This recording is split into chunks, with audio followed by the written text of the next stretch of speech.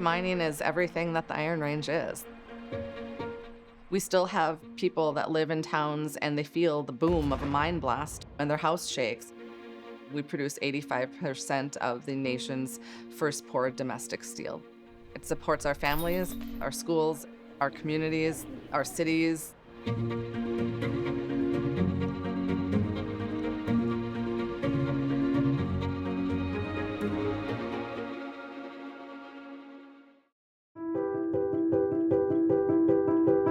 One of the things unique to northern Minnesota is the ups and downs of the mining industry and how the mining operations are impacted by forces outside of this region. There's been significant time periods when mines were shut down, families were laid off.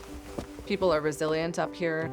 We say Iron Range strong. We're very proud of the work that we do. The role of the Minnesota Department of Iron Range Resources and Rehabilitation is to help diversify an economy that's largely dependent on natural resources, primarily mining and timber. This agency is there to help the communities, help the citizens, and help companies get through those tough times, and also look toward the future. Our service territory is a huge geographical area, 13,000 square miles in northern Minnesota, 15 school districts, 53 cities, 134 townships. The mining companies pay a production tax in lieu of property tax. So the mining taxes that they pay go into funding our state agency and also funding the communities. And so the money that's generated here stays here.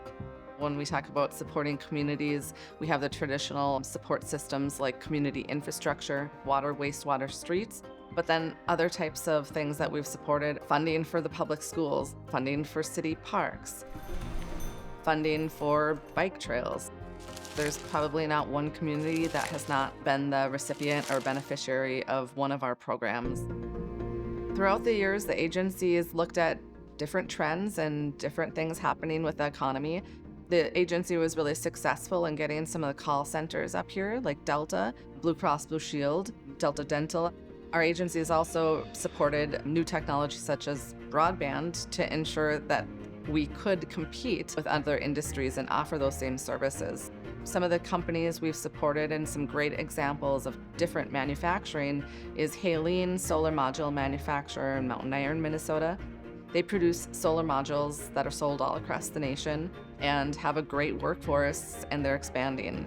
Detroit Reman over in Hibbing, their owner is Daimler Chrysler, and they're doing really innovative work remanufacturing battery components, parts that are used in heavy-duty, light-duty trucks.